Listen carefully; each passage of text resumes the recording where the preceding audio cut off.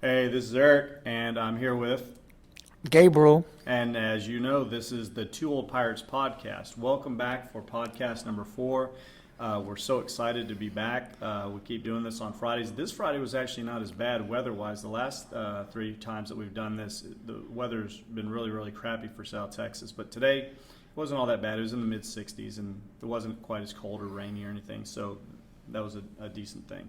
But we just want to go and let you know that we're well over 100 subscribers now. When we did this last week, we were at 98, and then we got the 99th during the podcast, and then that night we got our 100th. And that goes out to one of the original Rockport Celtics, which we'll talk about more later on during these podcasts, David, who was with the team since 1988 and lives up in eastern part of Texas. In Bastrop, Texas. Really good guy, and hoping that he'll do a show with us as a guest speaker over the Thanksgiving holidays. But what we wanted to do on this podcast is, of course, talk about many different things. We'll have our 5 amazing facts, and we'll have our lightning round of questions for Gabriel. Or did you bring any for me? You know the answer to that. So I guess I'll be doing it again, but I don't mind because I think it's fun. I'll give you a story from the past because I did hear from a lot of people, especially some of my students that have subscribed to the podcast, about how much they enjoyed the story about Lewis and his fingernail, or finger, lack thereof, part of his finger.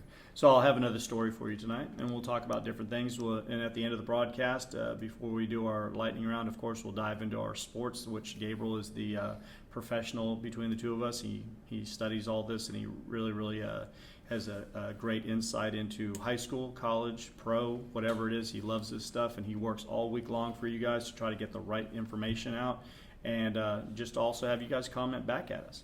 So the first thing that I wanted to talk about is American laziness.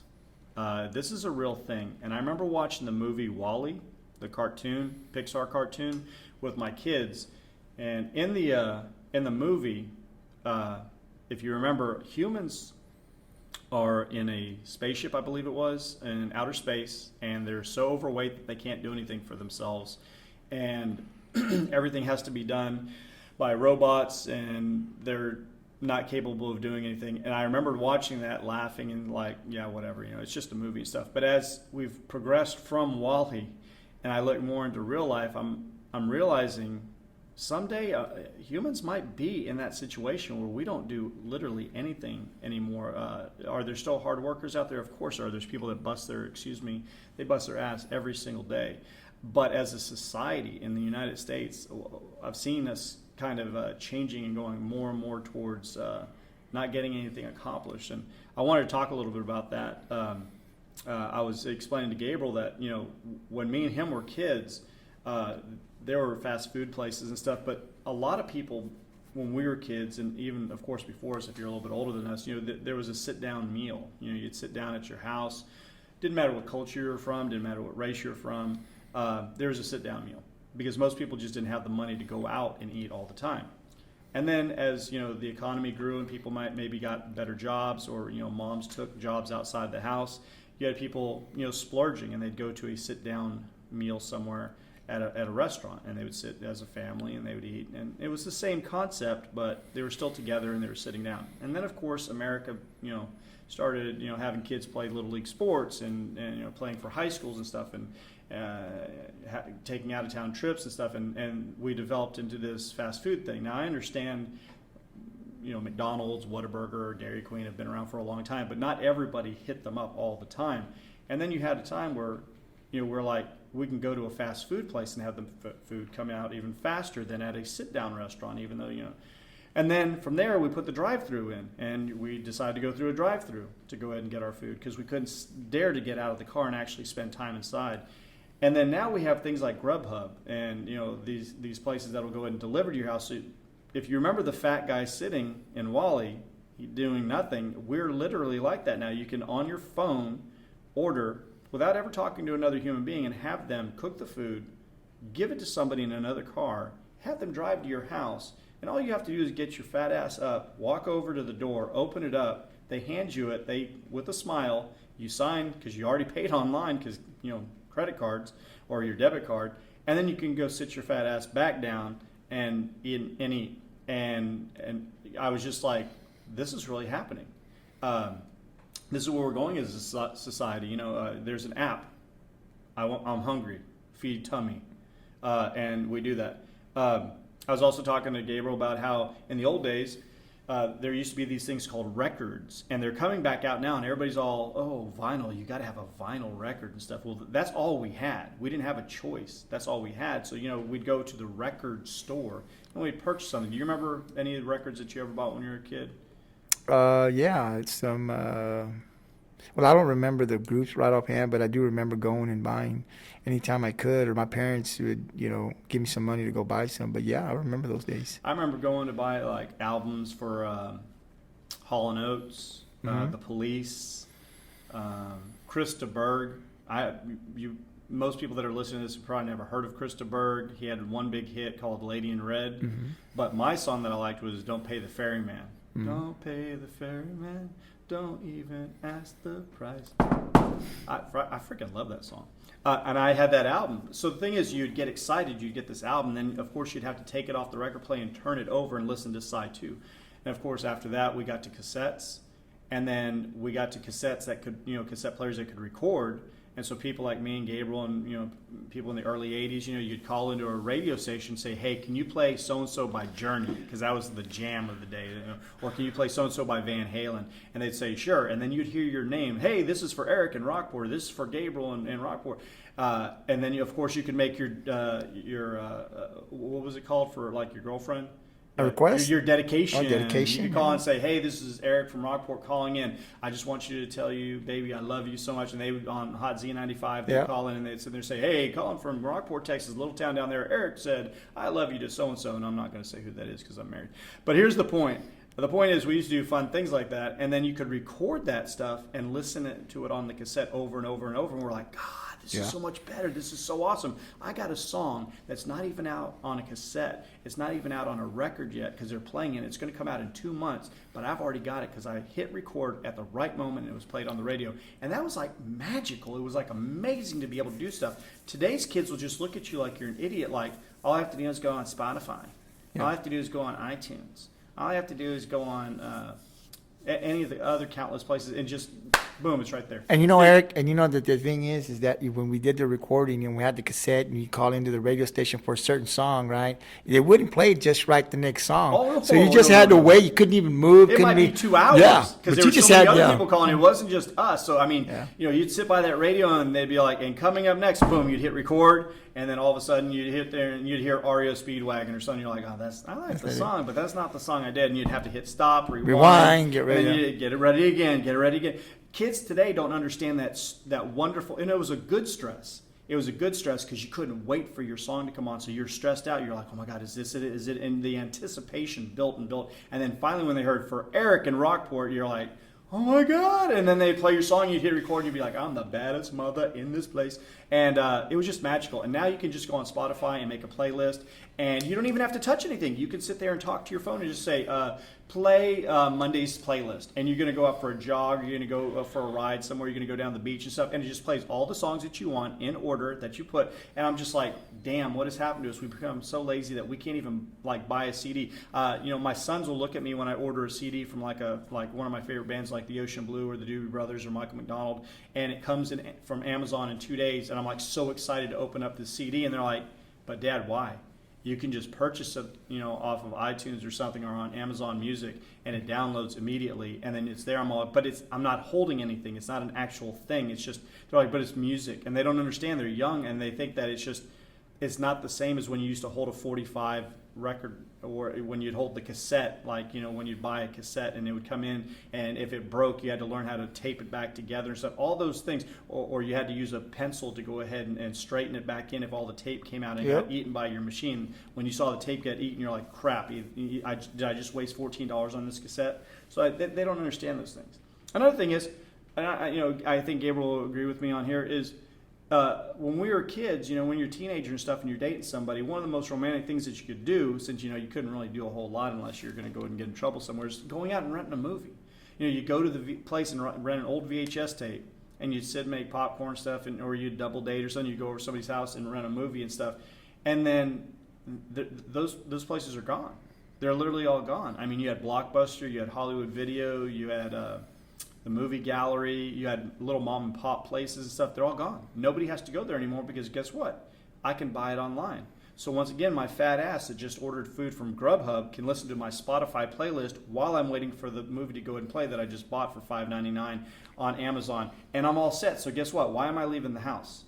Why am I brushing my teeth? Why am I doing anything in this life anymore if I'm going to allow? And today's kids don't understand the fun that it used to be to sit down and actually have a meal, or the fun of going out and buying your first record, or the idea that you could rent a movie and your girlfriend would argue with you. I don't want to see that. It's scary or it's bloody. And you're like, but babe, it'll be awesome. And you knew she would hate it. And you'd still watch the movie and she'd get pissed at you at the end. But the idea was you're still going out on a date. And that was part of the date, is to talk about the movie and stuff, and not just go into a movie theater. So, all those things made life Or worth living. it's also just going together to the movie or Hollywood Video, whatever it was, right? It was all part of the date. It's not like that anymore, and it's kind of sad that we can't go back to that, because I know I struggle myself when all these things online came out. Man, I couldn't figure it out. I mean, I had to get my kids to help me because I just didn't understand it. I mean, it's like wasn't in my era, right? So I didn't understand it. I do understand it now, but I didn't back then when it first came out. So it's pure laziness, and it's and you'll get like that. Our kids are going to get like that because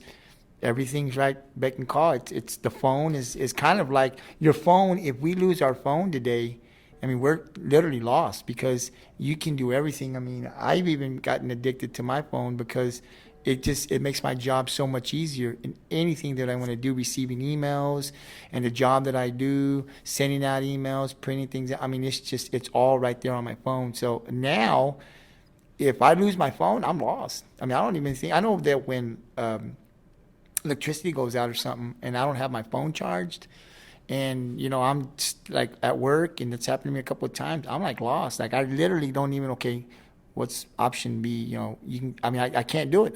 I can't complete a report. I can't do anything because I do everything on my phone. So it's good in some ways with the technology that's come out, but man, you're right on spot when you say our society, we're becoming lazy. For our kids that are coming up, it's very lazy Now America. I'm going to play devil's advocate, because I'm guilty of every single thing that I just put down. I have ordered Grubhub.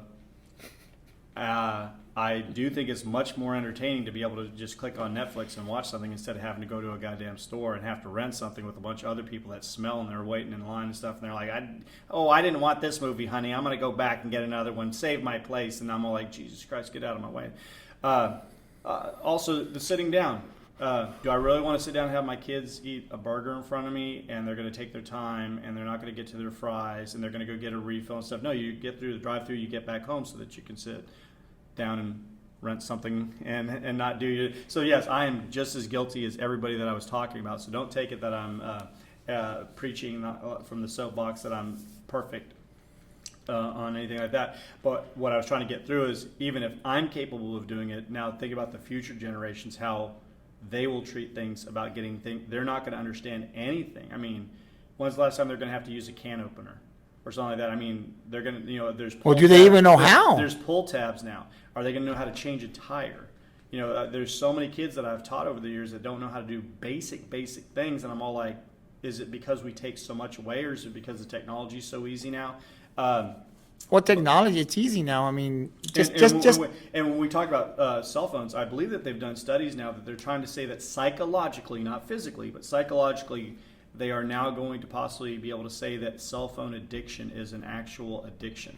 So you talk about tobacco, you talk about alcohol, you talk about drugs, and they're saying that having to have a cell phone in your hands, just like how Gabriel said, is an addiction, because we're so used to it. We can check our bank accounts, we can watch film, movies on it, we can listen to our music on it and stuff, we can talk on it. Most kids today never even talk on their phone. They literally don't talk. They either text, or they Snapchat, or they Instagram or something. And you talk to them and you sit there and say, when do you call somebody? And then they look at you like you're a moron. They're like, why would I call? Why would I? Because it's a phone. Yeah. It says cell phone. But they look at it more as like a computer. Like how Gabriel said, you can literally do everything with your phone now. And I've even told my students, I said, what would happen, God forbid, because I use my cell phone just as much as anybody else. But what would happen if there was a major solar flare from the sun, and instead of just having a detriment to the human population on Earth where people were killed, what about if it knocked out all the solar towers and everything became bricks? It's just the cell phone doesn't work anymore. The addiction that some kids have now, where that is their complete lifeline, they don't understand how to use a regular phone. They've never had to use a payphone, God forbid, because those went. Do you remember payphones? Oh, I remember payphones. Oh my God. People listening to this that are young will not understand what it's like to be on a phone call with somebody and they're like, please insert 50 more cents for 2 more minutes, and you'd have to get 2 quarters out to put it in. You have no idea. Well, not only that, but remember when pagers were out? I mean, pagers were really pagers, good. yeah. But I'd be driving down with a I never friend or had something. them. I had one, the Corpus. Somebody pages you. I heard that usually it pimps and drug dealers. And, Well, I was I'm neither. not saying he's a pimp or a drug dealer. I'm just saying he had a pager. Yeah, I had a pager. And, I'll tell you this, though, Eric, that if you got paged, and I recall one time I was driving from Rockport over to Corpus, and I get this page, and it's like a 911, and it really wasn't an emergency, but it was 911. This person wanted me to call back. So you have to pull over to a convenience store, right? And find get a a payphone, Yep, get some yep. quarters, put them in to See, place the I'm call. saying, 'Cause yep, you get, and there's going to be literally young people listening to this podcast, and they're going to say, hey, Mr. Wolf doesn't talk about stuff like that. And they're going to be like, what? Yeah, I've seen movies with payphones, but why would you ever have had to have a payphone? And the thing is, these smartphones have only been around a short amount of time. If you really look at how long phones have been around since Alexander Graham Bell invented one and stuff, in the 1800s. So you'd think, man, we had 100-some odd years of having to talk with a phone stuck to the wall. And now our cell phones, if the tower goes down, if I don't get good reception, oh my God. Well, I'll tell you this. We had, like at my house, when I was growing up and going to school, this is how you got some privacy, right? So there was a phone maybe in my parents' room, maybe one in the living room, and one in the kitchen. There wasn't one in the bedroom at all.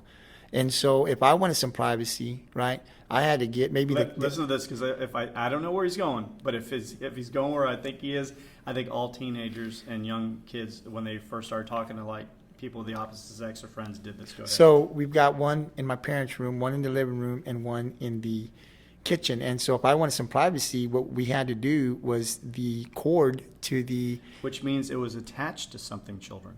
The cord actually was long enough to where I could go either outside and sit there, close the door to get some privacy, or I go into the restroom, which is close to the living room, and sit there for a while, because, that's how you got privacy, right? The old restroom. There was no other way to get privacy. Now, see, if you're talking to a friend, which most guys, I'm only speaking for guys, it'd be a very short conversation, like, hey, you going to the park? Or, hey, can I come over? Or do you want to go up to the ice box and get a drink? Or something like that. But if you're talking to a girl and you're 13 or 14, you got to have some privacy. Your parents can't be in on these conversations. So you would literally pull that wire, the long cord, find the bathroom, close the door on the cord, and sit in there, and you would talk for hours. You'd talk until your ear was sweaty and red and hot, because you didn't want to get off the phone. The other thing that we used to do is, these kids are, they stay up at night texting to each other and stuff, but to talk and hear that voice of the female that you're dating at the time, that you're in love with at the time, you'd talk all night, and you'd fall asleep on the phone sometimes with them. And what would happen is, I would sit there and I'd be talking to 1, 2 o'clock in the morning with the girl that I'm dating, and no, you be the first one to get off. No, you be the first one to get off. No, you be no, I love you. No, I love you, and all that puppy dog stuff. And you'd wake up in the morning and you'd hear ding, ding, ding, ding, ding, ding, ding, and the phone had been left off all night. So God knows if there's an emergency and somebody had to call my house and to talk to my parents, they weren't going to talk to me. I left the phone off the hook because I fell asleep with it in my hand because I could not wait. I could not let that girl go, and she could not let me go. It sounds really silly. And not only that, Eric, there was no call waiting or anything. Oh no, there was no. So there was a busy signal. You'd have to. So if I was on the phone for 2 hours, nobody could get through to my parents because it wasn't like, hold on, I got call waiting. Back in our day, you got a busy signal, and you just had to keep trying and trying to, that was. And then you're like, did the son of a bitch leave the phone off? Did they take it off just to make it busy, or are they really talking to somebody? So I'd have kids the next day, dude, Wolf, I tried to call you like around 11 last night. I'm like, oh, I was talking to so-and-so. And if you couldn't, you just get on your when? bike. You just get on your bike and go. If you lived in the neighborhood, maybe a few blocks down. I mean, if you couldn't get a hold of somebody and you kept calling have for to like an actually hour, go to their you get house. on your bike. Almost everybody had a Which bike. is exercise. Yeah. Which is maybe why we Right. were thinner back then. Right. And we would just go down there because I know, people would tell me, well, how'd you do it back then? I actually got on a bike and drove to my friend's house, knocked on the front door, and asked if Eric DeWolf was there. Yeah, he's in there, and they would let me in, and we'd go back to his room, and that's how you would get out. So there was two ways of getting a hold of somebody, of your friends back in the day. You either called on the phone, and if you couldn't wait because you got a football game coming up, or you had a basketball game, pick up a basketball or something, then your only other choice was to get on your bike and drive over to the house and knock on the front door and hope that they were there and ask them to come in, because the way things are today, it's amazing. And I never thought that I would see, talking about the way things were with the phones and stuff. I never dreamed or could even possibly think that I would be seeing what I'm seeing today. That's the thing, when, when it comes to my parents, it's a very touchy subject due to the fact that they're both gone, and they've been gone for a while now. But I love them tremendously. I didn't let any of my friends ever talk disrespectful, even jokingly, about them. And anybody who knows me my whole life knows that the one thing that I'm most protective of is family. And my dad, when he was well into his 70s, the internet had been out for a while, and where he served in World War II in Papua New Guinea, when he was fighting against the Japanese army for the United States Army. I showed him a webcam of Port Moresby, which is the capital. And he was looking at it, and he just kept shaking his head. He just stared at the live image for I don't know how long. And I was all, Dad, what's wrong? And he's all like, that can't be Port Moresby. I said, Dad, that's Port Moresby. That's the capital. And he's all, it's impossible. Because when he was there as a young man at 19 in the 40s, there was like a couple docks. There was some fishing boats where you could dock. There was maybe a couple huts.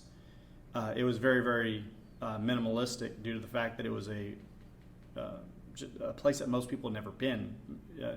They had never even seen white men there before. The Japanese had entered the island and were killing off most of the natives and trying to take it so they could take Australia.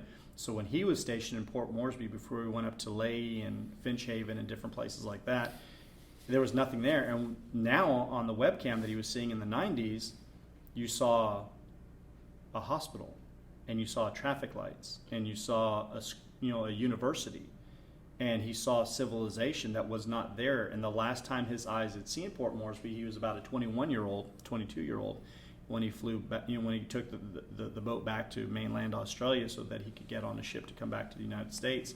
You go 50 some odd years into the future, and you don't see a place, and it changed dramatically, and it shocked him and stuff.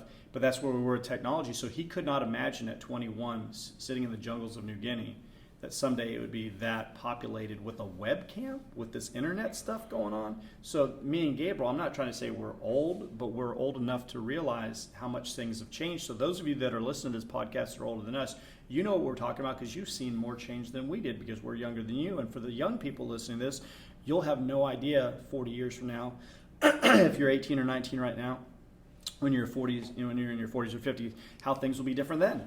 I mean, who knows? You can't say what's possible and what's impossible at this point, because if you would have told me when I was your age, if I was 18 or 19, that there's going to be this thing called a cell phone that will do everything on it for you, that it's basically a mini computer that has more ability in it than most of the stuff that we use to get to the moon, I would sit there and say, you're doing drugs, you're crazy. And it's here, it's now. And that's why I was railing on it before, because maybe I'm a little bit afraid of technology, about how it could take things over. I want to switch now a little bit, and I know Gabriel wants to talk about this, because I think it bothers both of us, not only as fathers and Americans and human beings, but I call it the 5-second attention span. And there was a shooting the other day in California. A boy on his 16th birthday takes a .45 semi-automatic handgun, and within 16 seconds, he goes into that school and shoots 5 fellow students and then shoots himself in the head. when these things happen, I really teach my classes. I take time to talk about it because they've become so numb with the amount of violence in this country, with shootings and just the overwhelming negativity, I guess, towards life. I guess that, I don't even know if that's the proper term, but I know Gabriel and I were talking about it the other day when it happened, and we've got kids. We want them to grow up and have long lives and stuff, and I teach. I don't want to see any of my students ever hurt. They're my children when I teach them. And to hear that this boy was so sad with whatever caused him to do this, which we still have not heard, but that on his own birthday, which should be a joyous day, his main plan was, I'm going up to the school and I'm going to shoot 5 fellow classmates and then shoot myself. 2 of those classmates, unfortunately, have passed. So there's 2 more added to the list of just random, senseless violence. And this young man who's 16, he's in grave condition. We don't know if he'll live, if he'll have permanent brain damage, if we'll ever find out from his own lips why he chose to do this. But in our lifetime, we were talking about this. When there was a mass shooting, when we were young, it seemed to stick.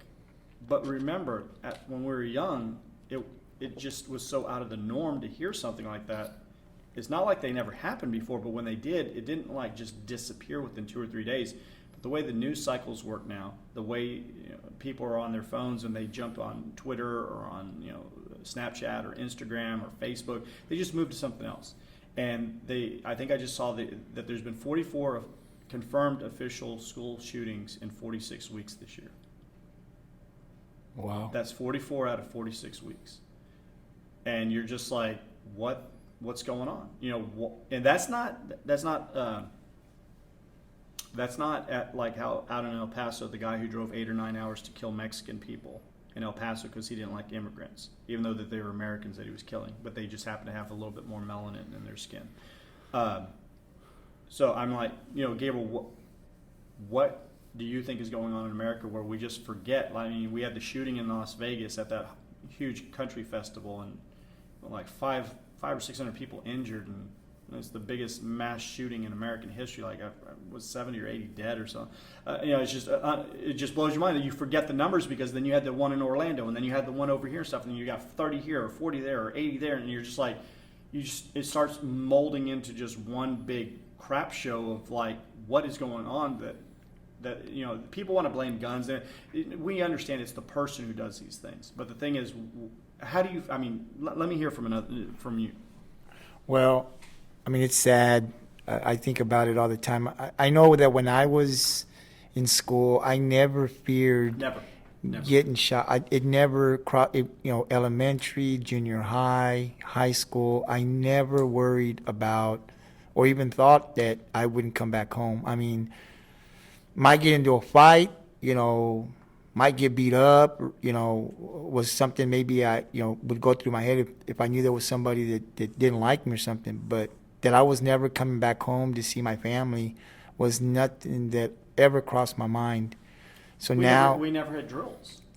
No, not with killings. I mean, No. And insecurity that we had wasn't like the police department. We didn't have police officers roaming the halls or the campus. We had an actual employee that would probably sit the parking lot that I can recall to make sure that maybe we didn't skip out or something. But I don't ever recall having to worry or seeing police officers rarely come up to the school unless there was some type of a fight, an actual assault where somebody got hurt. Other than that, it was the school that dealt with it. And so to hear all these killings, and I kind of look at both sides, because somebody that would take a gun and shoot innocent people, I mean, you've got to be really disturbed. And there's signs, we're just not paying attention. And I think you need to, like I said, with technology today, there's a lot of good, but with it comes bad, in my view. And kids with the internet can get on so many things. And I remember when I was in school, I mean, I didn't know what was going on in a different state. I mean, I just didn't know what was going on. Unless it made the nightly news, and if you tuned in, if you had parents tune in to watch the news, and we're talking about like Tom Brokaw and people like that. We're not talking about like your local news. We're talking about the nightly news. You know, they said, and in Kansas tonight or in Right. Nebraska tonight or something. Then you actually heard about it. Other than that, You only- might have watched our local news. You only knew what was going Yeah. on in your area, Yeah. and so now kids can get information. as soon as it happens, yeah, too. yeah. As soon as it happens. And find ways to get, you know, to do these crimes or these killings that are happening. And you know, I have a daughter that's still in school, and my son, you know, of course, just graduated. But yeah, I fear every day that, I mean, if I see a police officer up at the high school, I just sit and wonder what's going on. I mean, it's just, you know, because I don't know with what you see that's going on. Are the kids safe now? And I know that the schools do everything that they can to protect our kids, but I don't know, you know, if they can do anything, that if somebody has the intentions to coming up and committing a crime like this and killings, I don't know that there's anything that we can do to prevent that from happening right now. What I always explain to my students is like when 9/11 happened, and you had all these people, you know, saying, you know, we've got to stop this, we've got to stop people at the airports. I've always explained to people on 9/11, those people that attacked us knew they were not going to defeat the United States. That was never their cause. When we think about the United States and we think about war, we think about big things: World War I, World War II, Korea, Vietnam. We don't think about the war on terror, because terror is a term, it's an ideology, it's not a country. And so you don't know where it's coming from. You don't know who could be doing it. So you're living in perpetual fear, and that's why it's called terrorism. And I'd explain to my students that 9/11 happened, but if anybody thinks that those people that were so horrible and so disgusting and flew those jets and killed all those innocent people on that day were trying to defeat the United States, and you'd hear people say they can't defeat, they know that they could. They don't have an army. They don't have the ability to do that. All they were trying to do is instill fear, and it worked in some ways. You know, we had the Patriot Act passed extremely fast, where the government can check anything that you're emailing, anything you're checking out at the library. You know, it's certain words that you type into Google, it goes into, you know, and this is not conspiracy stuff. This is true. This is what they passed because we were so fearful that another 9/11 would happen that we gave some of our liberties up to ensure that it wouldn't happen again. And that's what people like Osama bin Laden wanted. They wanted to see, could they change America's culture? Because they were never going to invade us. There's 330 million of us, and most Americans would do anything for their country. We're usually, I don't care if you're Republican or Democrat. I don't care if you're black, you're white. I don't care if you're gay, you're straight. Most Americans are good, honest, hardworking, decent human beings that would be the first person to give their shirt off their back, no matter what it is.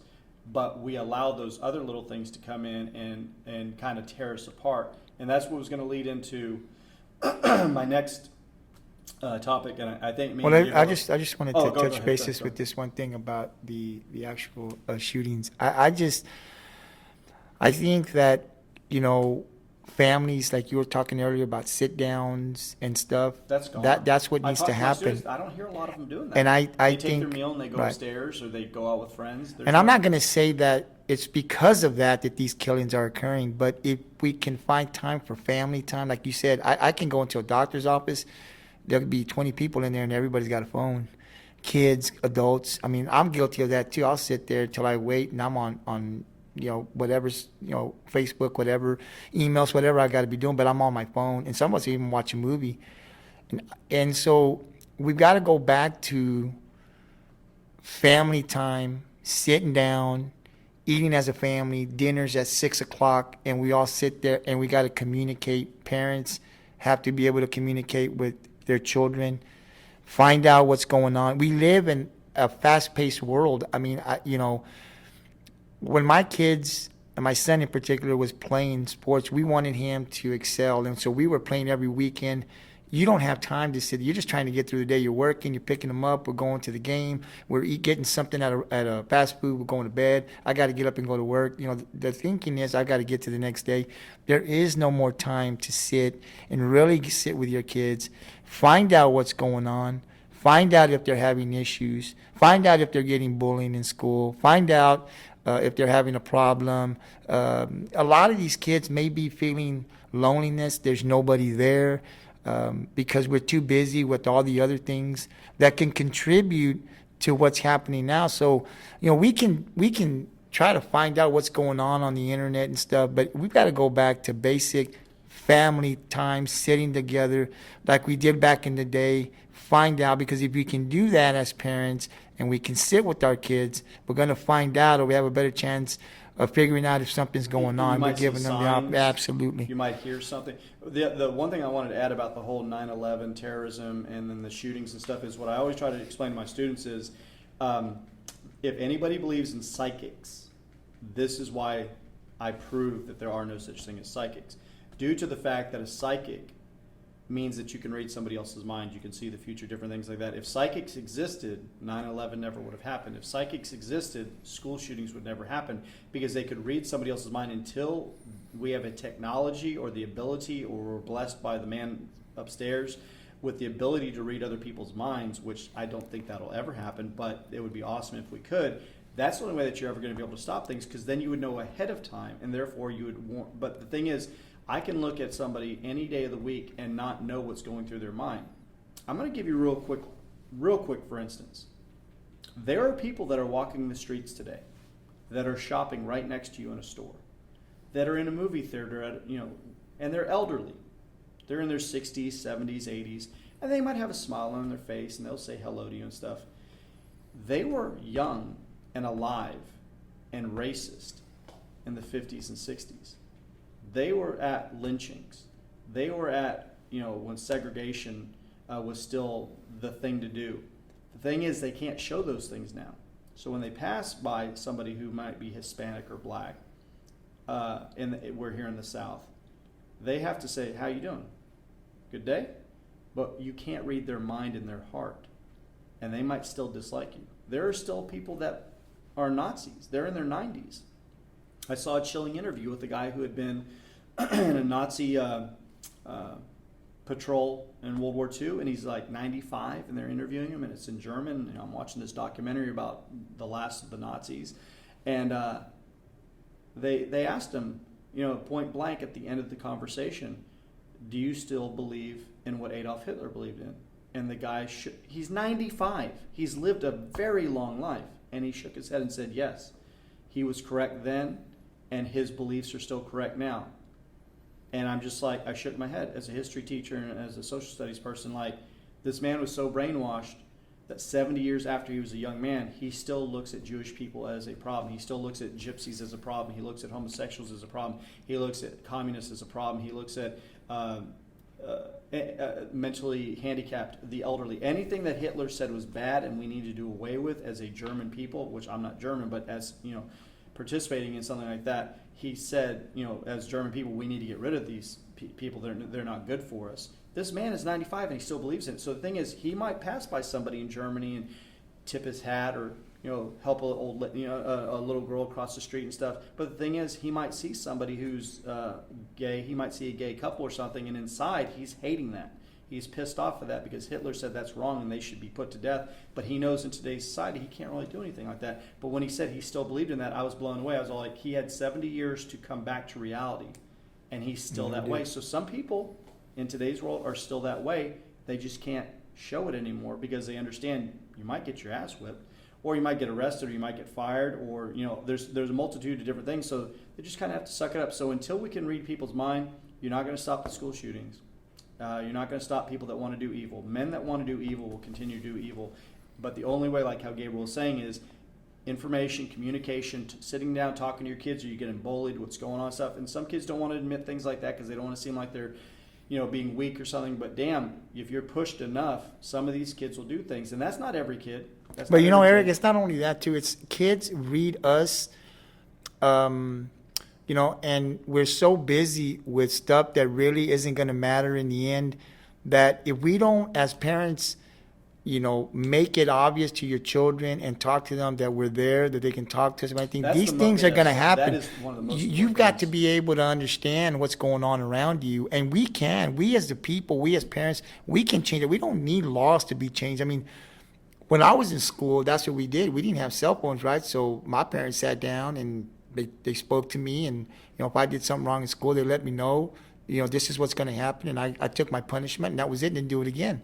So going back, we're focusing on changing a lot of stuff, and putting these things in place when they could help, but actually it's just family sticking together and really sitting down with your children and really just sitting and just giving your time so that they know that they can come to mom, dad, single moms, single dads, whatever the case may be, an uncle, that we're there, that you can come talk to us. Because a lot of these, I don't know if a lot of these kids are really just bad kids. I have a hard time understanding that this kid just wants to come out and just kill people. I just don't think that kids are born that way and that they just want to kill. But throughout what's happening in their lives, because we don't sit, they can't speak to somebody, they feel this is their only option. And if you're a 15, 16-year-old kid with a lot of anger, then you may think this is my only option. No one really cares. No one's paying attention. Everybody's doing their own thing. I have no other outlet, so guess what? I'm taking this gun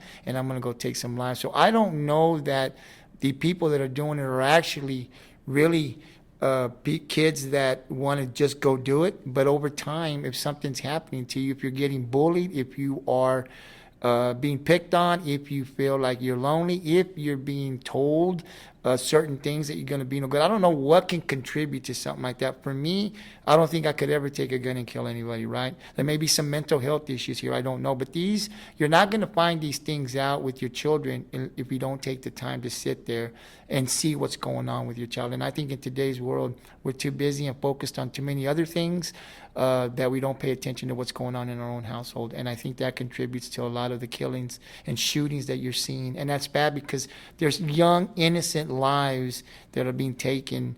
So I think we just need to get back to really going back to what family foundation really is.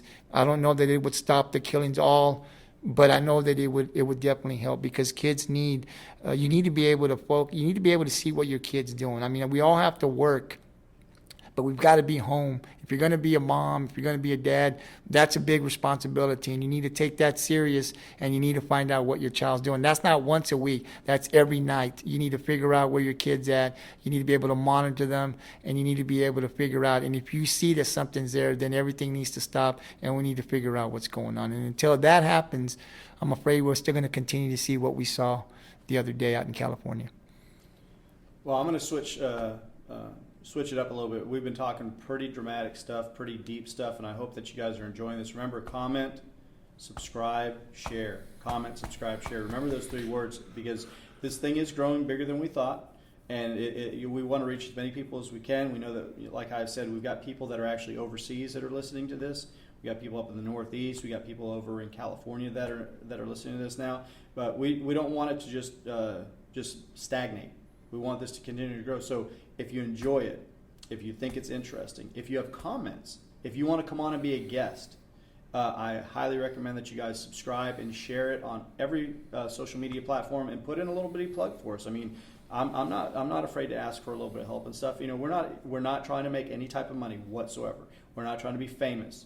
We don't show our faces or anything like that. This is just all about just 2 guys who have lived, a good amount of years, children, marriages, and been good friends. That's the most important thing. And we want to get as many people that let's start like a little bitty like a little club, and that club Eric, can fit anybody in it, and we can go ahead and talk about whatever subjects. And it's almost like a voice, another voice. There's a lot of people. We're very much in the middle. I mean, I give my opinion, and I want people to comment. If you listen to the podcast, and if you listen through the whole hour of our podcast, and there's something that you agree with or you disagree with, then write a comment and let us know what you're thinking. Put it out there, because whatever comments are being put out there, we're on the next podcast, we're going to be talking about it. And this is what was said. And this is because, I have my own opinion, but like I told Eric, we're right in the middle. We want to hear people's different sides. If you're for something or you're against something, or whatever the case may be, this is more of a voice that we talk. We just talk current events. We also talk sports, but it's also about giving our opinions, and we'll back it up with some facts. But we welcome anybody to to comment and if you disagree with something, and let us know what you're thinking. I and Eric would like to know what you're thinking, so that we can talk about it at the next podcast and see this is what so and so this person, and we'll read your comment of what was stated, and so we can get other people involved. And you never know what changes can be made by people who are listening. The people got the voice. We've got the power. Podcast got the power to do whatever they need to. So the more listeners, the more input we get, people hear it, and who knows in the future if this podcast that we're doing now can make a change, a couple years down the road. Never know. So be listening.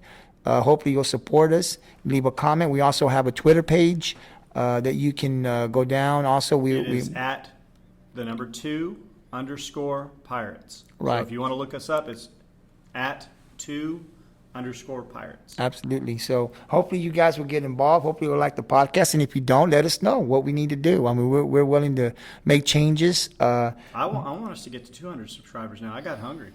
We got to 100 last Friday. We gained about 18 more. So we're plug us.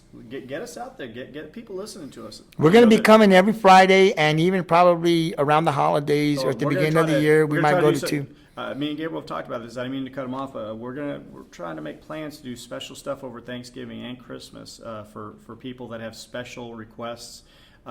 So they might be a shorter podcast. Maybe it's a 20-minute one, but it's a special one for people that have been following us since the beginning and really want to hear one certain subject talked about. And so that's not being picky or being showing favorites, but we'll have more days off during the holidays where I won't have to be at school all day, and he'll have some extra time so we can travel back and forth instead of just meeting up on Fridays, and we can put out special podcasts. But right now we'll be switching to Tales from Eric's Past. Today's story, children, will not involve a finger being chopped off, but it's just as funny. And it's 100% true, because remember, every story that Eric brings to you is 100% true. This story begins on a hot summer day in the summer of 1988. Eric is 17. He has a 1979 Dodge Aspen. You remember that car, Gabriel? I sure do. A four-door blue. It was a sweetie. I love that car. If I could find one again, I'd buy it just to look at it. It wasn't a muscle car or a fast car or anything. It was just my first car, so that's why I loved it. That day, I'd saved up some extra money, and myself and a good friend, Scott, who lived in the neighborhood, we drove over to the local Walmart, and I bought 2 AudioVox speakers, which was the cheapest speakers I could find. He said, "Do you want me to help you put them in?" I said, "Sure, that's fine." So we went to the back part of the car, and where the back window is, we used a knife to cut holes so that I could go ahead and place them on there, and he was going to use he would connect all the wires. So we're working on this. My next door neighbor, Nino, who is a good friend of mine, best friend, who lived next door for a number of years with me, that you'll hear more stories about him also. He came over and was like, "Hey dudes, what's going on?" We're just trying to put these speakers in. So it's just a normal day. It's hot out. We're cutting pieces of my car apart to try to put these 2 cheap $30 speakers in so I could listen to my Doobie Brothers a little bit louder. And out of nowhere, we see these 2 cars pull up. Now the park is right in front of my house, the Mexican park that we've talked about. That there's a basketball court there that the city had put in the year before, and this is the thing that me and Gabriel will talk about from time to time, about how we stayed out of trouble, off of drugs, and found a way to just make a life in memories that we still talk about to this day. And also, it's in both of my books, How the Ball Bounces and How the Ball Bounced. You can find them both on Amazon. That's a shameless plug. But anyways, what happened was these guys pulled up, and right away I recognized who they were. Scott recognized who they were. Nino didn't. Nino had already dropped out of school by this point. And he's all, who are these guys? And I looked, and I could tell there were 5 or 6 really, really rich kids from the country club who should be nowhere near our side of town due to the fact that there was nothing there for them, except for that basketball court that the city had built. And as we continued to go ahead and hook up these things, one of them looked over and said, "Hey, what's going on, DeWolf? You live here?" And I said, "Yeah, this is my house and stuff." And I don't want to say I felt ashamed, but they had these brand new cars, and we're trying to put in the cheapest speakers that you could possibly find due to the fact that we didn't have any money. I had to save up and stuff. And you're looking at these guys the same age, they're clean cut, they got everything in the world that they'd want. And so they start shooting on our rims, and Nino keeps looking at them. And I'm like, what are you doing? He's like, I'm just going to make sure that these guys don't mess up our court, because this is all we had. There was nothing there for us to do. And we'd play basketball every single night, and it kept us out of trouble, like I said, and we loved basketball, and it was a friendship type thing. So myself and Scott continued to keep putting them in, and then I hear Nino, and there might be some curse words. I know that we've been trying to keep this clean, but to tell you the story, it's got to have that little bit of panache to it. It's got to have that little flavor, kick it up a notch. So Nino says, "Hey, no. What the hell do you think you bastards are doing?" And I'm like, what the hell's going on? Scott is still helping me try to get this wire together so that we can get this fixed. And I was like, Nino, what's going on? He's all like, they're screwing up our court. Now, I could be using a lot of F-bombs here, because the words that I'm using, there was a lot of F-bombs that he used, but I'm not using them because I'm trying to keep it kind of PG-13. Nino says, give me the knife. And Scott's all, what? I haven't cut the second hole out. And he's all, give me the frickin' knife. That was an F-bomb right there, but I use freaking. So he's all, why? And he's all, because I'm going to stab these white bastards and stuff. And of course, there's some more F-bombs. Scott looks at me like, do I give him the knife? And they're like, what are you going to do about it, Mexican? Well, Nino didn't really take that the way that he wanted to, and these 5 white guys were trying to slam dunk on our basketball rims. And for those of you that are too young to understand, back then there wasn't really breakaway rims in most cities. So these were screwed in, and if you hung on them, they bent. So Nino's all, don't F up our rims. This is all we got. And they're like, shut up, Mexican. And I was just like, crap's going to hit the fan. There's 5 of them, and there's 3 of us, but this is our neighborhood. This is our, we're going to protect what's ours. Then, as Scott finally gets the last wire together, and he says, kick on the radio. And I turn it on. I put my cassette in. You hear Michael McDonald's awesome voice start singing. You hear Nino say, oh, no, that shit ain't going to work. Give me the frickin' knife. I turn back around, and they're laughing at him, and they've bent both of our rims down. Completely bent them down. And they're like, now try to play on it, Mexican. Nino takes the knife, starts walking towards them. They then realize this guy's crazy. He's going to hurt us. And he's all, you get your asses out of here, or I'm going to stab your asses. So they jump in their trucks. They peel out on our park, leaving donuts, and they go back to their side of town, which is the country club. So we're sitting there, the 3 of us, not worried about the cassette anymore, or the radio, or the speakers. We're looking at our one thing in life that we loved, and it's jacked up. It's broken. You can't use it anymore. You can't bend these back into shape or anything. It's over. So we're not going to play basketball, the one thing that we love. Later on that day, a good friend of ours, of me and Gabriel's, that we played in several tournaments with, and one hell of a nice guy that I wish he was still here, but he passed away. His name was Jack. He came by, and he knocked on my door, and he had parked his car out by the park, and I answered, and he's all like, hey, DeWolf, what's going on? Why are the rims bent? So some assholes came over, and they were jacking around, and they decided to go ahead and ruin it for us over here. And he's all, this is our park, though. Now, Jack didn't live there. And let me just kind of mention this as Eric tells the story. Jack was a guy who came out to the park every afternoon, Monday through Friday. He would work, obviously, right? And then when he'd get off work, probably take a few minutes to change or whatever. But he was always out there about a certain time. I could almost guarantee you that he would be there. So him coming out and seeing the rims bent, it meant a lot to him, because he was out there daily shooting baskets with us. So I just kind of wanted to mention. Yeah, and that's how we got Jack was several years older than us, so we didn't really hang out with him in school. But at the park, he was one of our brothers. And when he saw what had happened, he said, no, I'm not going to stand for this shit. And like I said, I apologize for the cursing. I know that we've been trying to keep it clean. But, even to this day, all these years later, 30-some-odd years, it still pisses me off that those guys went over there purposely to ruin other people's stuff. It wasn't like it was an accident. They did it to both rims. They were just jerks. So Jack says, well, what are we going to do about this? And I said, I don't know.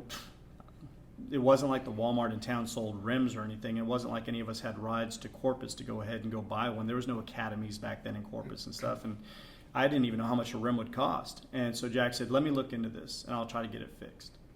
Jack left in his car. I met up with Gabriel. I met up with Nino, Scott. We were all talking about it. We came out to the park. People passed by the park that played nightly. They'd show up that were not necessarily friends of ours, but they were people that we hung out with, and they would. They were all asking us, DeWolf, what happened to the to the rims? And I'm all like, these guys came down, they bent them. They tried to dunk and they bent them. Well, who are these guys and stuff? I was just like, there's just some dudes from high school. They were just screwing with us and stuff. But we're gonna try to figure out how to get some rims. I don't know how. As I'm talking to one of the guys who pulls up and says that, Jack comes back, and I'm all like, hey, what are you doing? He's all like, hey, you pull your car up on because you could pull onto the park and you could pull up onto the court. The court is made out of asphalt. It wasn't out of cement or anything. So every time that it rained, if you think about potholes on a street, that happened to our basketball court. The city made it, but they made it real poor. They spent the least amount of money they possibly had to. So I pull up underneath one rim, and Jack pulls his car up underneath the other rim. I'm all like, Jack, what are we doing? He's all, hey, does your dad have any wrenches or screwdrivers or anything that we can use? I was all, yeah, sure. So I go in, and how every dad has that big ass chest of just a bunch of tools that he never uses. And my dad's all, what are you doing? I said, I'm just trying to find stuff. I was all, we're going to get to play tonight. And he had heard what happened. He was pissed off. He wanted to know if I wanted to drive over to the country club because that's just where my dad was. He was all like, no, this is bullshit. They're not going to go and screw things up. I was all, Dad, we'll get it fixed. Don't worry about it. Jack had 2 brand new rims with nets on them.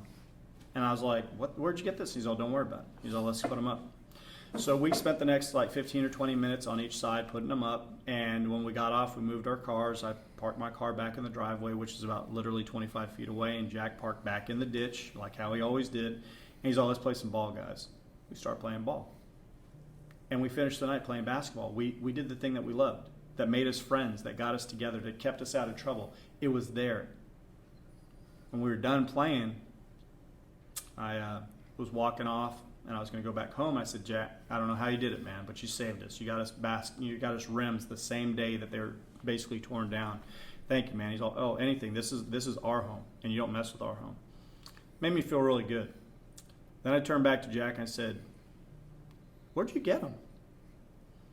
He's all, let's just put it this way. There's an elementary that's going to be missing a couple rims out on their little basketball courts for the kids.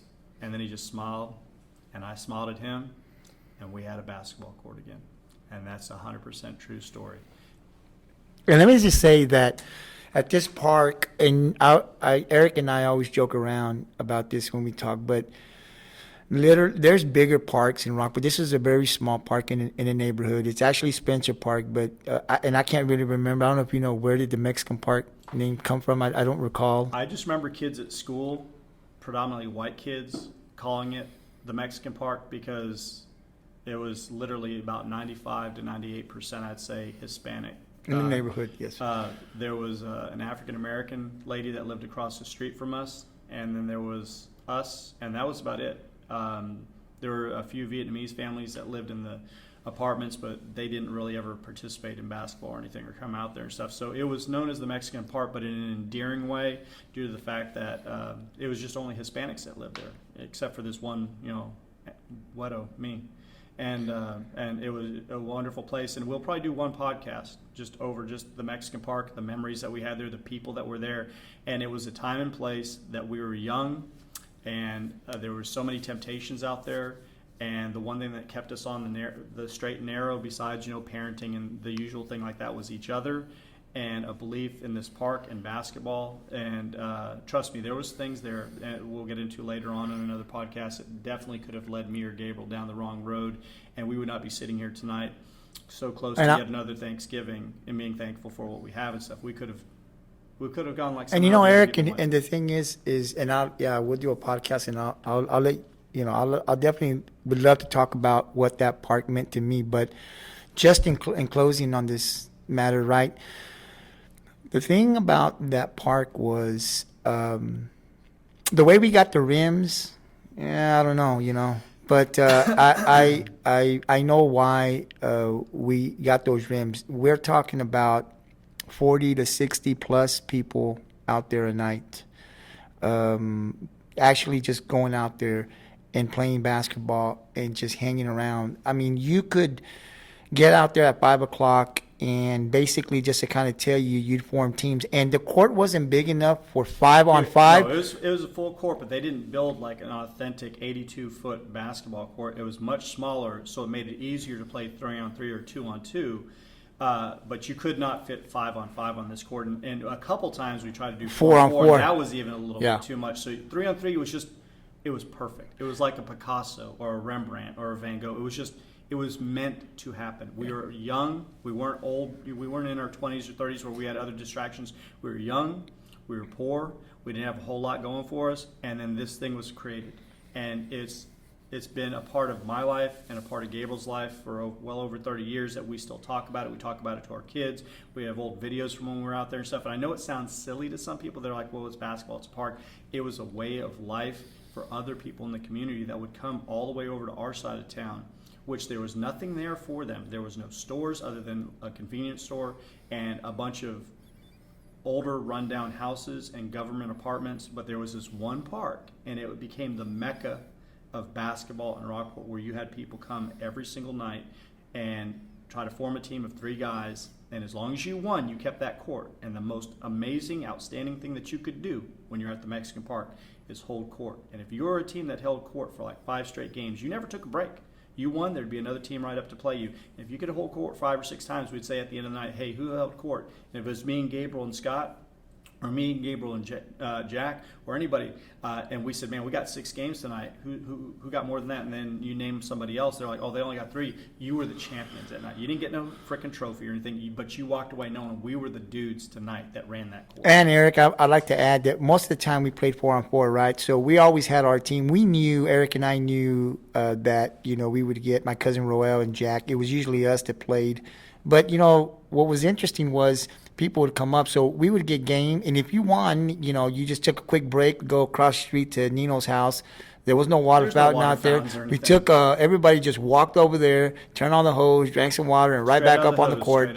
And, the thing was that people didn't leave. So, if you showed up around 6:30, and I've got game, well, there's probably 7 teams before you, that person wouldn't leave. I got game. And it wasn't like somebody wrote down, I got game, I got next game. And so somebody, if you lost, you'd probably have to wait 2 hours just to get back on that court again. But you didn't leave. And there was, like how we talked about the cell phones earlier and Netflix and different things like that, there was nothing like that. So what happened is you would stay to watch the competition, to hang out with your friends. Some people drank, some people smoked some funny stuff, but that they stayed. And it was remarkable because you'd sit there and say, man, there's like 4 teams in front of you. And they're like, dude, I'm going to kick it here. They'd turn on Metallica, they'd turn on AC/DC. People would just jam out to that. And it was a social event. And this happened like every night. We're not talking about weekends. We're talking about every night this would happen and stuff. And on weekends, we'd go to 1, 2, 3 o'clock in the morning, running back and forth. It was an amazing time. And I'll tell you, if you came to the park, if people came to the park and there was nobody out there and you didn't have a basketball, you knew to go over to Nino's house, and he may not be there, and knock on the door, and his mom would answer, and she'd give us the basketball, and the basketball would be out there. But the police officers were never called out there for any type of disturbance. With all the amount of people that were out there, the drinking stuff, everybody got along. And I always tell Eric and joke around, you'll never see that again, ever. It'll never happen. Even if we tried to do it now and called up people and got some type of reunion, we couldn't get it. It was just a special time at a special place. That park became so popular.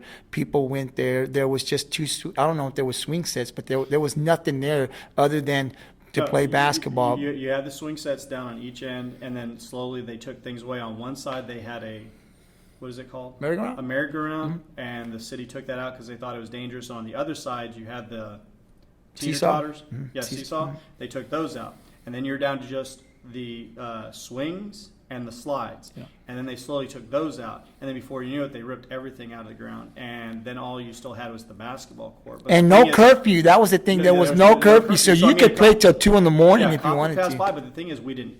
I mean, if somebody cussed it, it wasn't that big of a deal. Most people didn't really care and stuff. But the thing is, Gabriel's correct. When you had 15, 20 cars parked at a park, you think, God, there's got to be illegal activities going on. And I'm not saying that there wasn't some illegal activities going on, but we all got along. The people that were going to smoke weed, they stayed to their side and smoked weed. And you might go over and say hi to them just to be social and stuff, but if you didn't do things like that, they didn't tell you, hey, you should do this. They just did their thing and stuff. The people over here that were showing up drinking beer, they drank their beer and they put the beer cans in the bed of their truck or in the back of their car. They didn't just leave it. Nobody trashed the park. Everybody was respectful. And, you know, when we talk about this, it didn't go on for very long. They built it like in 87, and I'd say by 91-ish, it was over. There was only about a 4-year period there, 91, 92 at the latest. And that's when they started changing things. The city came in, they took down both basketballs, goals. They put one up at 12 feet, so nobody would want to play there. And if you pass by Spencer Park in Little Bitty Rockport, Texas now, you'll see the court again. It's cement now. And I believe they have a water fountain out there, and they have nice rims up and stuff, but you won't see 15 or 20 cars. Nope. You won't see it. You might see a couple kids shooting at it every now and then and stuff, but the beautifulness, the amazingness, just the awesomeness of that park, and those 3 or 4 years that we had basketball games there, never happened before, and it'll never happen again. And I'm just glad that I was involved. Let's move on real quick. We're going to do one thing, and then we're going to get to the sports because I know Gabriel's dying to do the sports and stuff. We're going to go ahead and do our lightning round. This is our lightning round. So I've decided to cut it down from 10 questions down to 5. And you know I'm no good at this. I don't know why you insist on doing this and put me on the spot when you know that I'm not. I just want to do it. All right. So here we go. Gabriel, I've already written down my answers. Let's see what Gabriel says. Here's the click of the pen. Number 1. What is your favorite ice cream flavor? Vanilla. Vanilla. Because he is vanilla.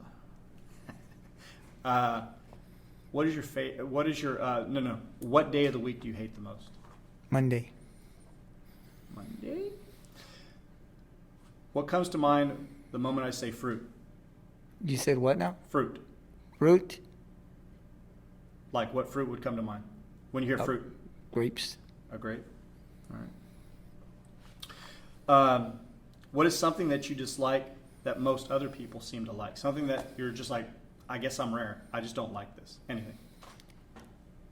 What if I told you I liked everything? Nah. I know something. Something that I dislike. Anything?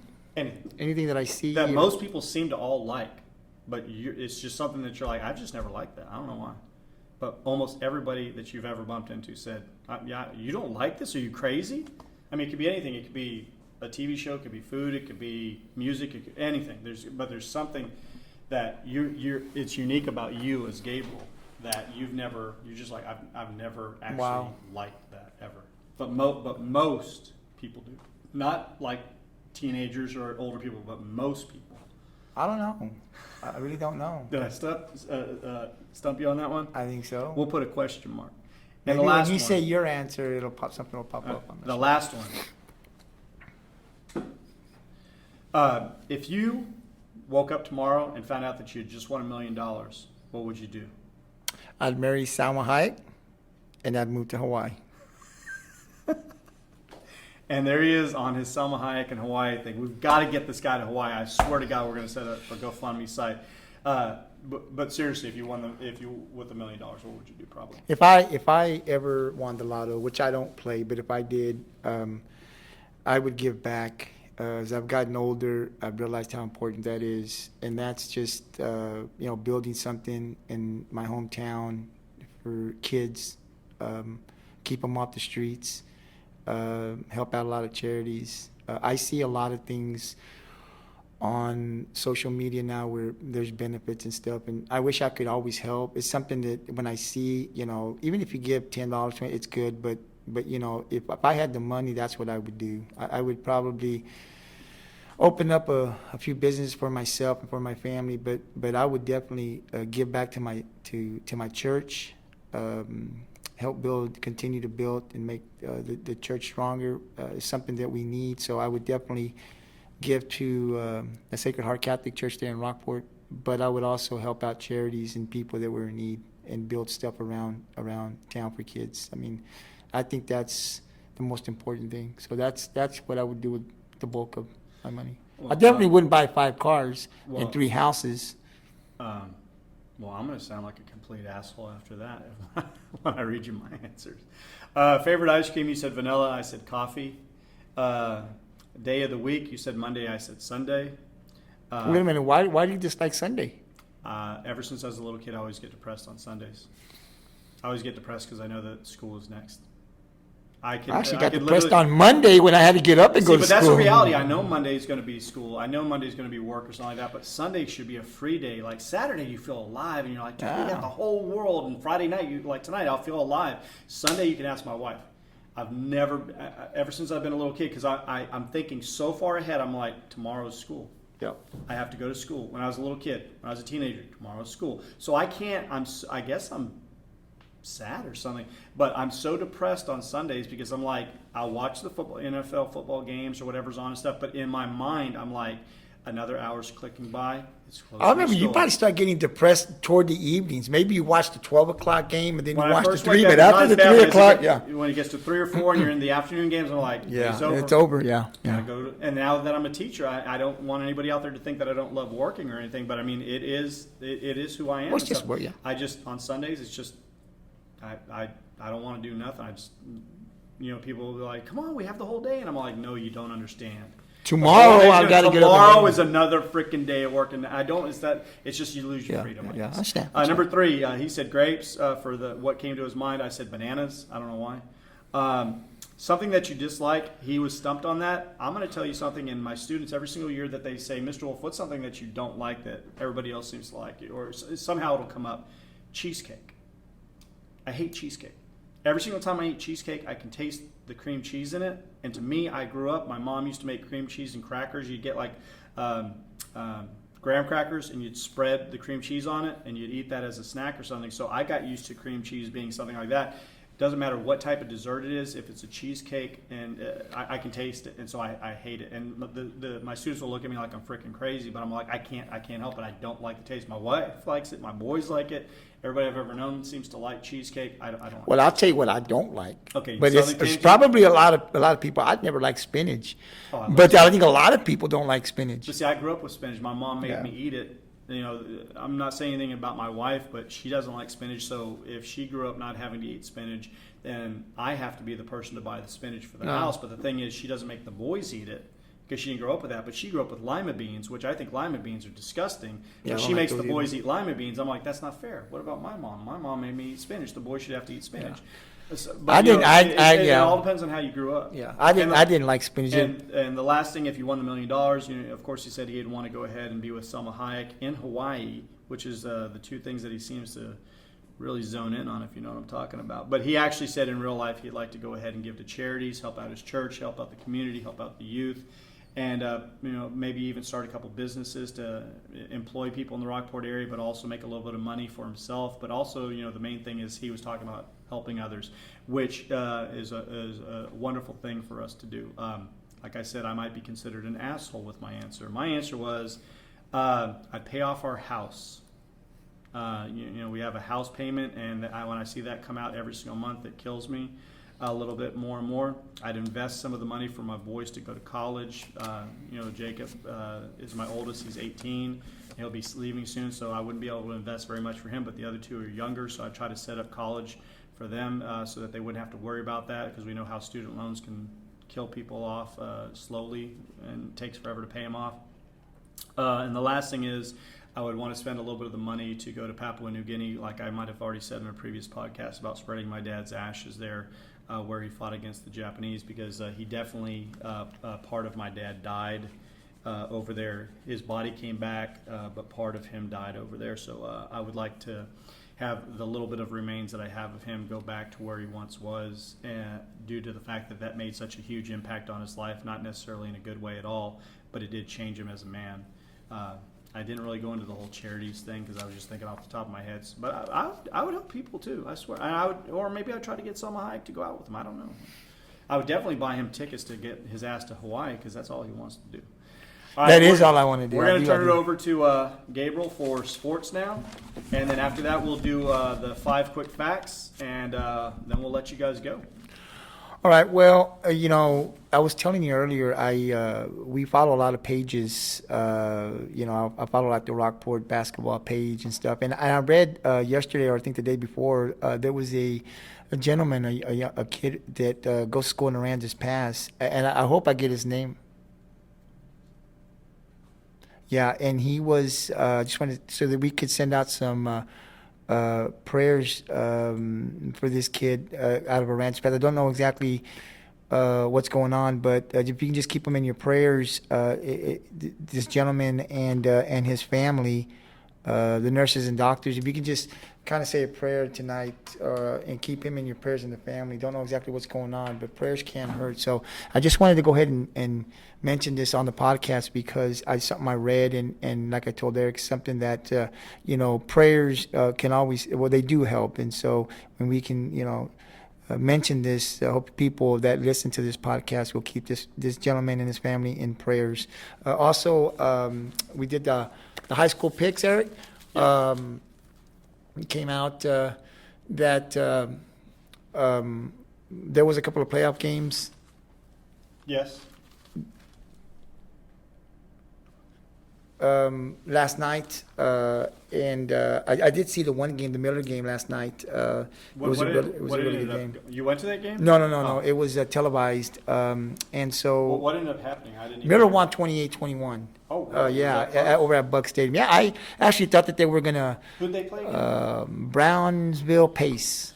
So they come out, I think, the bottom seed, which really doesn't matter. You make the playoffs, but it was a really good game. I don't think Miller Miller didn't bring their A game, but you're not going to bring your A game all the time. They're probably also and a the little weather, nervous, yeah, if you and, think and about it. the weather. But you found a way to win, and so congratulations to the Miller Bucks. They move on. I think they'll be up in the San Antonio area. I think next week. It was a good game, but they did win, and so we want to congratulate them and wish them luck in their next week. And hopefully that this team will get to the playoffs. I always tell people we expect them to dominate every game, and you're not going to dominate. I mean, you just can't. You just can't dominate every team. But champions find a way to win, and so whether you win by 1 point or you win by 50, a win's a win. And last night they were able to get this win and move on. And I think that they'll actually play better this next week. But it was a good game. Miller Bucks did take the win last night over Brownsville Pace. Another team that played was, of course, our old alma mater, Rockport, played a team that we had played last year and really beat them last year, and we beat them again. So they beat the Progresso Red Ants, I think it was. I didn't go to the game, but it was something like 61 or something to 0. So they'll advance to the second round. Don't know exactly who they're going to be playing. The teams, I think it's Bandera Hondo. I'm not sure on that.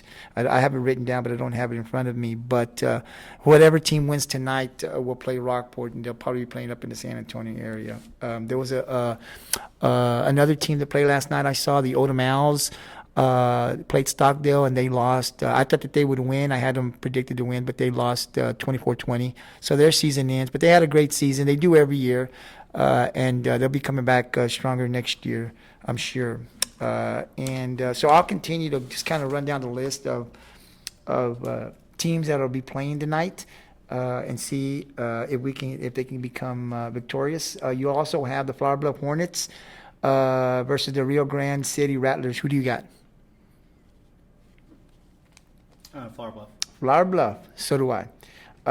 You got. I think it's Palmview Lobos against Victoria West Warriors. I have Victoria. Victoria's been playing pretty good, but I know that we don't really stay up with the Victoria teams because they're not in the Coastal. Victoria for sure. Okay. Corpus Christi Veterans Memorial Eagles. Mission Veterans, the Patriots. I'm going Vets here, the Corpus team. Yeah, I got vet also. Southside Cardinals, Pioneer Diamondbacks. I have no idea either team. I'm going Southside.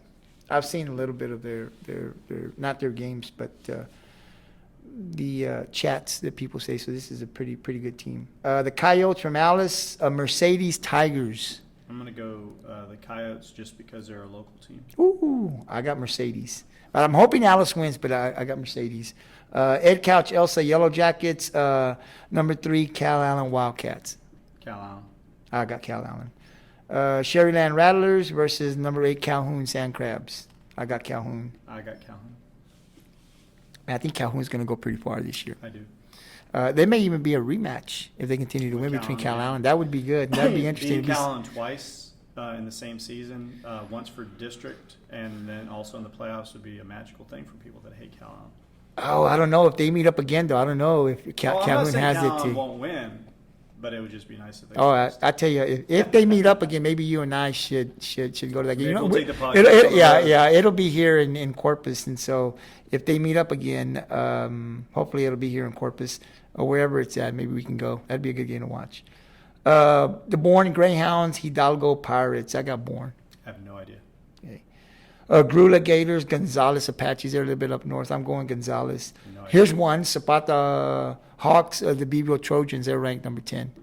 I'll go Beeville. Yeah, Beeville's going to be good. They're going to be good for the next couple of years, I think. Lavernia Bears, La Feria Lions. I have no idea. I'm going La Feria. I should go Lavernia, but I'm going La Feria down the Valley team. Some of these Valley teams have gotten a lot better, Eric. Oh, yeah. We used to just a couple years ago. We used to just go down there. It was just like we just bypass them. We're just going to beat them and go. That's not the case anymore. These guys are hungry, and they're beating a lot of these teams up in the Corpus area. So we got to be better prepared when we play the Valley teams. The West Oso Bears, the Raymondville Bearcats. It's over for West Oso tonight. Yeah, West Coast will be gone. I'm taking Raymondville. I do hope that West Oso wins, but I don't think they will. Port Isabel, Tarpon, the Sinton Pirates. Stenton will win. Ooh, you think they're going to win? Why do you think they're going to win?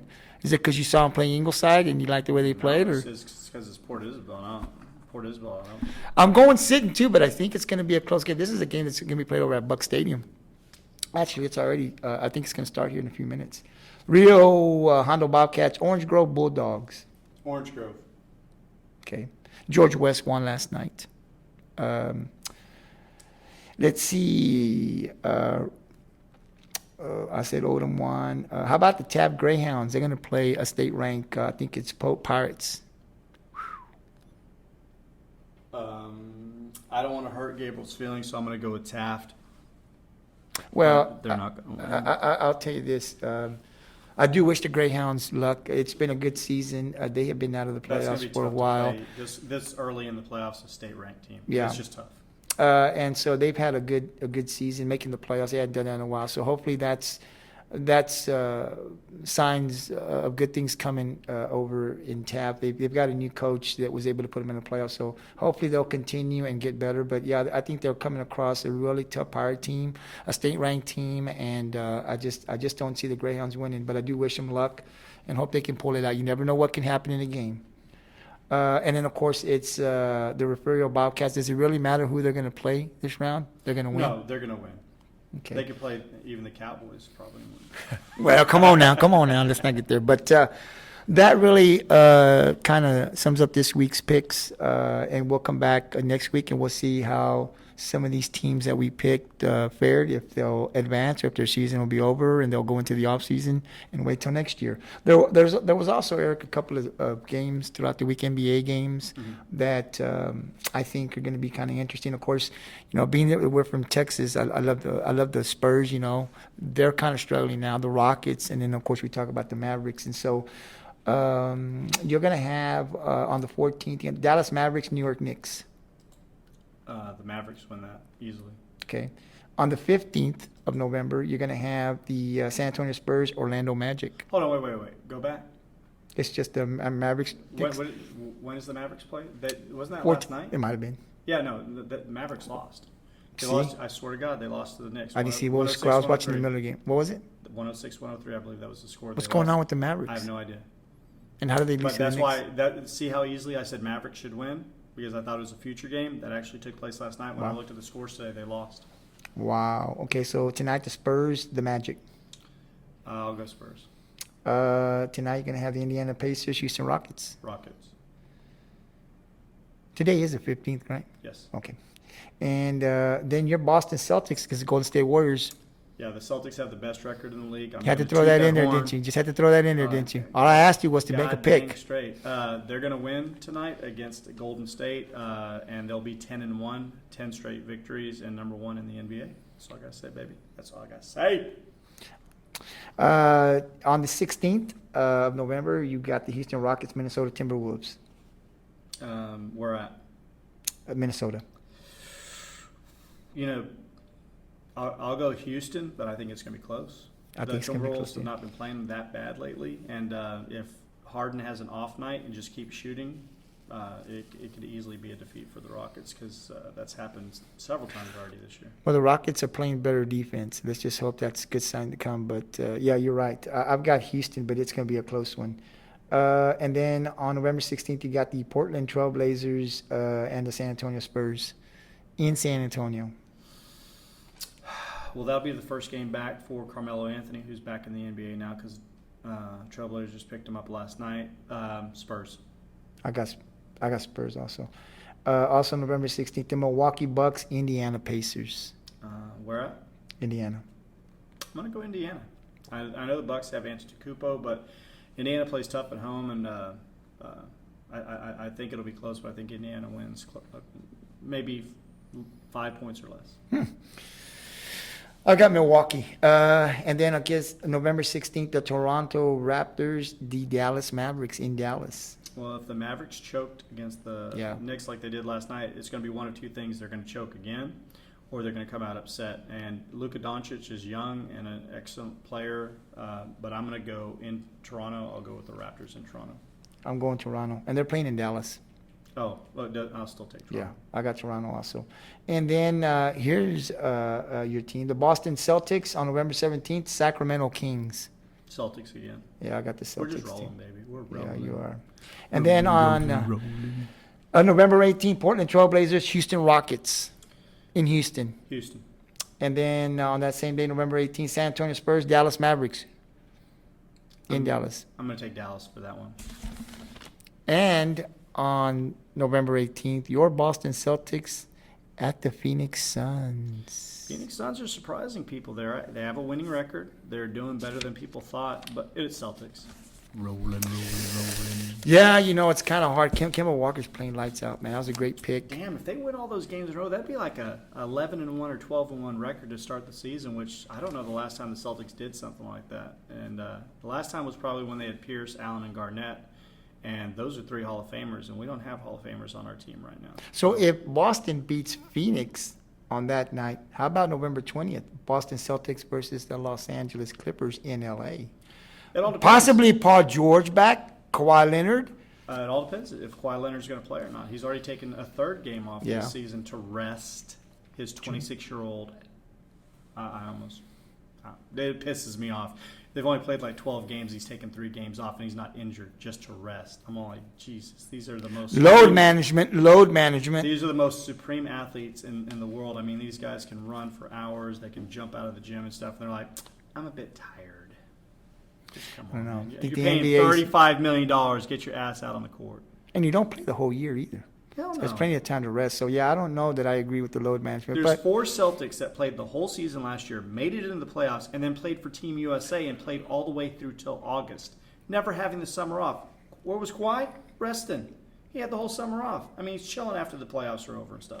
It's like Eric being a school teacher and saying, you know what, Eric, you need a rest. So, you know what, you're going to get, since you dislike Sundays because of Monday, how about we give you Saturday, Sunday, and Monday off, since you can rest because you got to go Tuesday, Wednesday, and Thursday. I mean, how fitting would that be to be able to get an extra day off during the week? I'm going to put forth to the school board.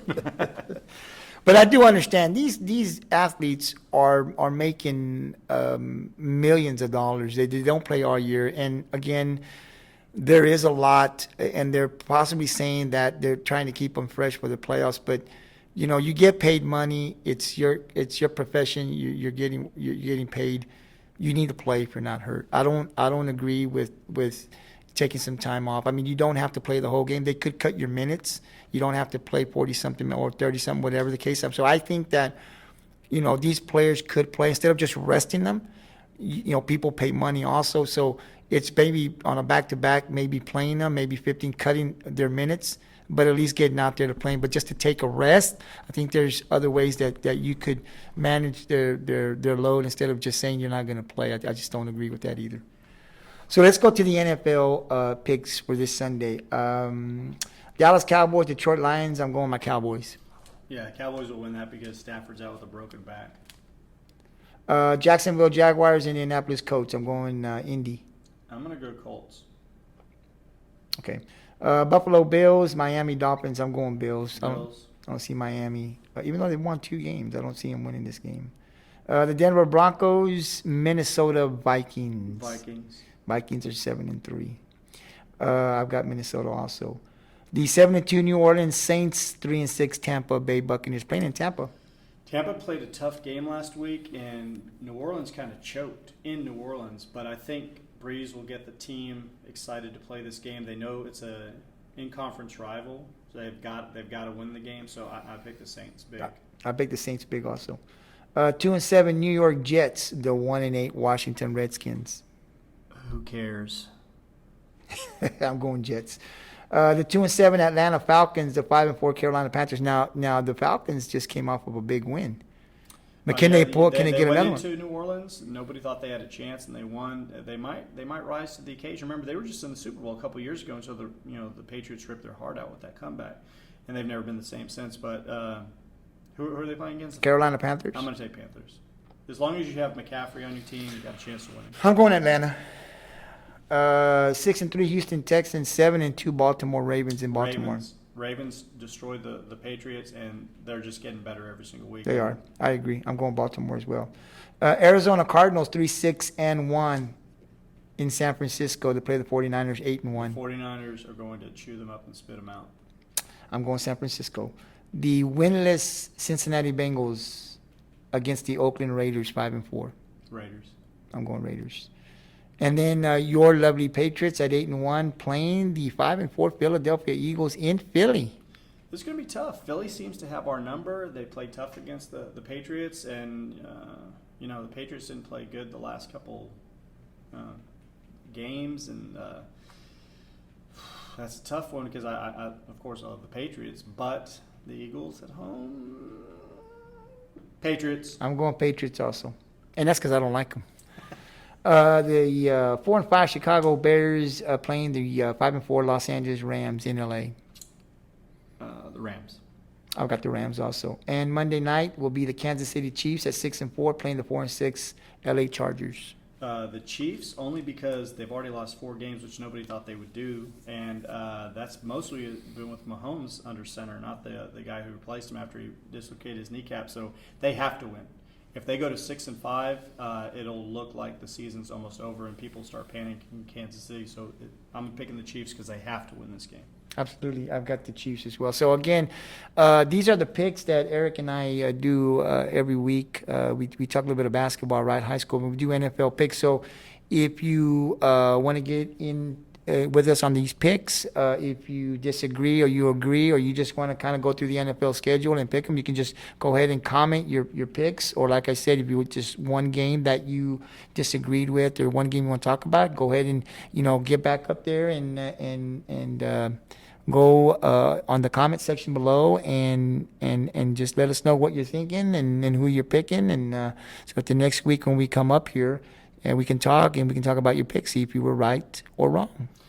And as usual, to finish out the show, we're going to do 5 amazing facts, quick facts. Number 1, boanthropy is people. It's a psychological disease. It's people that believe that they are a cow. It's an actual psychological disease where they walk around thinking that they're a cow. Number 2, what is a duel called between 3 people? It's called a truel. Didn't know that till today. Number 3, the human nose can remember upwards of 50,000 different scents. Number 4, Erno Rubik, who invented the Rubik's Cube, which is from the 80s from me and Gabriel's time, it took him 1 month when he invented it to learn how to solve it. Today's world record, 4.2 seconds. And number 5, the most popular item sold at all Walmarts, bananas. Maybe that's why I figured that when I talked about fruits earlier. But the number 1 sold item is not toilet paper, milk, bread. It's bananas at all Walmarts. So, letting you go and having a great weekend, we just want to let you know, remember, share, subscribe, get the word out there, comment, let us know what you like, what you don't like. And we're going to be here for as long as you guys want us to be. Right now, when we updated last week, when we talked about that we were at 98, then we were at 99, then when we got off the air, we were up to 100. Right now, we're at 116 subscribers. So not a huge bump, but in a week, we gained another 17 subscribers. Let's get that up to about 150 by next week, people. Let's get this thing shared, all right? We have, on our first podcast, we've already got 402 views as of tonight. Our second podcast is at 212, and podcast number 3 is charging hard after only being out for 3 or 4 days at 150, almost 150 views. So these things are growing, some of them faster than others, but hopefully this podcast will grow faster than all of them, and each one after this. So I totally appreciate your time, and have a great weekend. Great weekend. We'll see you next week.